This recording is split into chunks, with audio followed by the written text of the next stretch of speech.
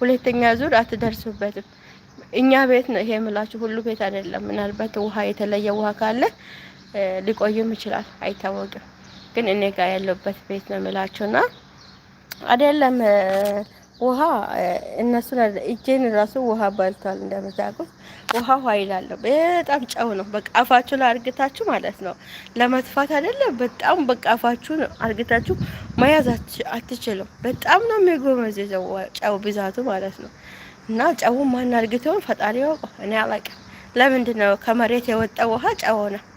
እኔ አላውቀውም። ግን በኢየሱስ በጣም በቃ እኔ አንድም ቀን አፌ ላይ ውሃ ይዤ የመታጠቢያ ውሃ አፌ ላይ ሲካያስኩት እኔ ሞቻለሁ ማለት።